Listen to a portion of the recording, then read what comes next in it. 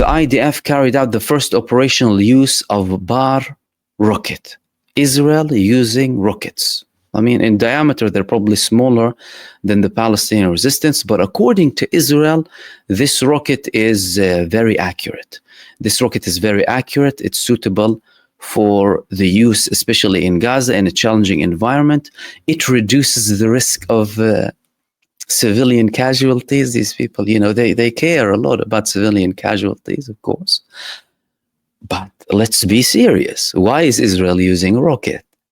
Israel is using a rocket for the first time since the genocide in Gaza, means that something's wrong with the Air Force. No one can convince us otherwise. Israel has been fully reliant on the Air Force. What's happening with the Air Force? Well, the Israeli Air Force, you have had many problems, especially in the past couple of months, that have escalated in the past few days, with outright statements coming from pilots in the Israeli army criticizing how things are being conducted and criticizing the operations that they've been given. We've had the letter from several weeks back that the Israeli pilots started, showing outright refusal to continue, blaming Netanyahu of leading a selfish campaign inside of the Gaza Strip for his own interest. And the latest statement spoke about, well, more civilian casualties than they were advised. They were stating that they were given information and orders to carry out strikes inside of the Gaza Strip without necessarily having civilian casualties. But then when they go and read the news, they see so many innocent people being killed. Therefore, they started to refuse. There could also be a problem with arms. That's another prospect, despite the fact that the United States has been sending Israel more and more arms lately. That could be another problem. However, Israel resorting to rockets to send to Gaza means that there is trouble with the standard equipment that Israel uses, whether when it comes to the Air Force, the Israeli pilots refusing to serve, the arms when it comes to the Israeli Air Force, or any other things preventing Israel from carrying out strikes with their Air Force. And at the end of the day, the Israeli claim that these rockets are like more accurate than the Israeli Air Force, I mean, that's very questionable. At the end of the day, the Israeli Air Force, they have the capability to carry out very accurate strikes. And that's another thing that proves how guilty they are, by the way, by targeting so many innocent civilians in Gaza. Because if Israel wants to carry out targeted assassinations, they can. Like the targeted assassinations in Iran and in other locations too. When they want to kill one individual, they can kill them without necessarily having too much damage surrounding them. But the campaign in Gaza is, of course, a deliberate genocide, deliberate destruction. Therefore, they were landing bombs left, right, and center. So that's a problem. There's a problem with the Israeli army people refusing to serve, problems with the Israeli Air Force, and now they're reaching a stage where they're using rockets for the first time ever. All of this is coming simultaneously with the reports that the war is going to end within 12 months, and then another official talking about Benjamin Netanyahu having a deadline in October, 2 years after the beginning of Al-Aqsa flood on the 7th of October, 2023, saying that Benjamin Netanyahu believes that 2 years is more than enough. And Netanyahu is not outright denying, by the way. Netanyahu is not denying any of that. Now, how is that also linked to developments internally? We've spoken about the calls for public disobedience from the previous IDF, from the previous head of the Shin Bet. We spoke about the previous IDF chief of staff calling Benjamin Netanyahu an immediate and tangible threat to the security of the state of Israel. More and more Israelis now are saying that it's impossible to defeat the Hamas. And the IDF chief of staff, he actually came up with a plan to expand the operation in Gaza.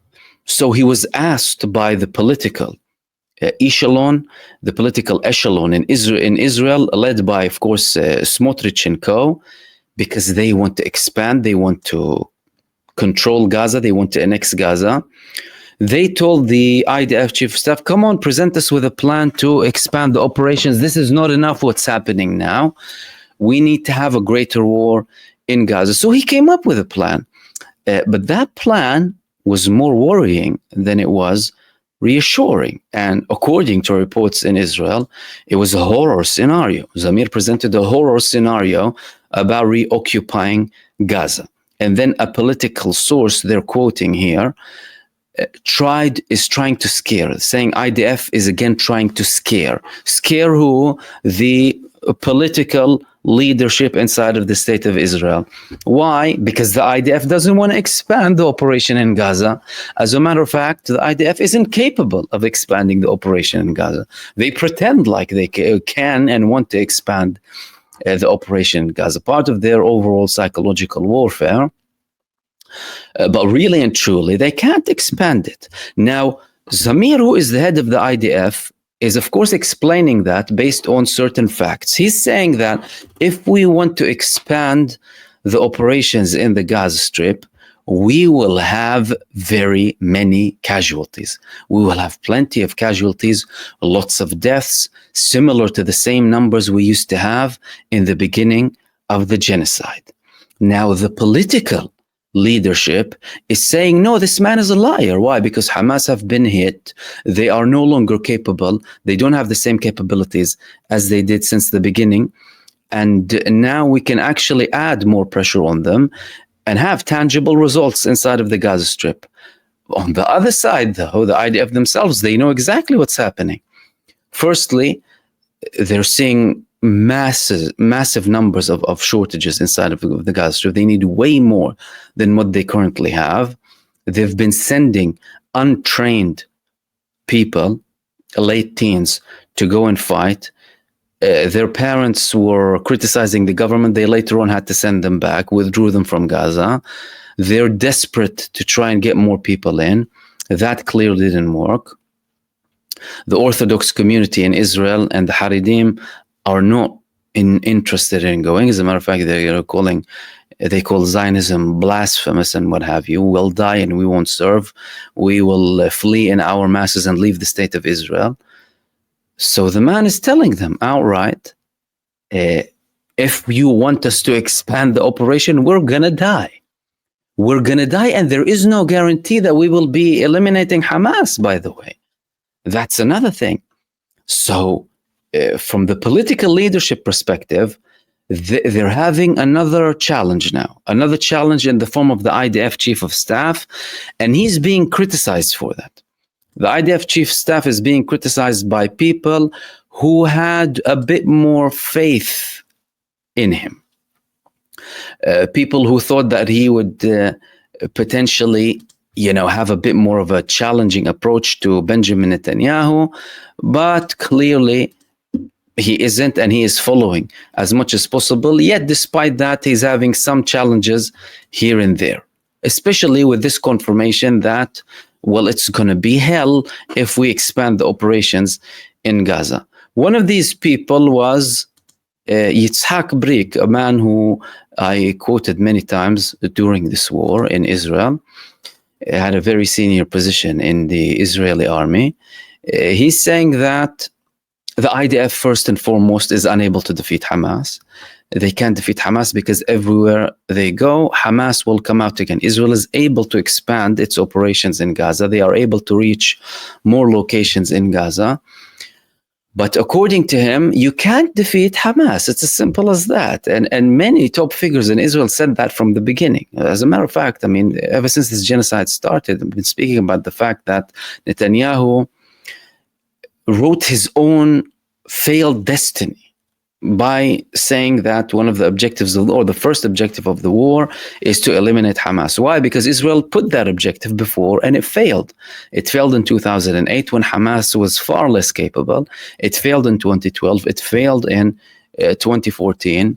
2021, they didn't even try at the time. Now they said again, of course, with the Gaza genocide, but 1.5 years on, the Palestinian resistance is still giving them severe blows, and Israel is now confirming. And according to Brick, he's telling the IDF chief of staff, you need to understand one thing, that if you operate based on the instructions that you're given by Netanyahu and Smotrich and co., they will put the blame on you. Why? Because, well, at the end of the day, if they want you out at one point, like they forced the previous IDF chief of staff out, they're going to put the blame on the Israeli army. They're never going to blame themselves, although they're the ones making the decisions. And they're the ones who are not listening to the security establishment, but they want to make the decisions. They don't want to listen to the security recommendations. And if the same organizations who go against what they advise them to do, as in go ahead with the orders despite them criticizing those orders, and fail, they will blame them. And that's the idea that Brick is telling him. If you keep following these people, you're going to be the one to blame. No one to blame but yourself. And that could potentially be why Zamir has been presenting or has presented this recent horror scenario about Israel expanding the genocide inside of the Gaza Strip and expanding its operations by saying that they will have the same levels of casualties as they did in the beginning.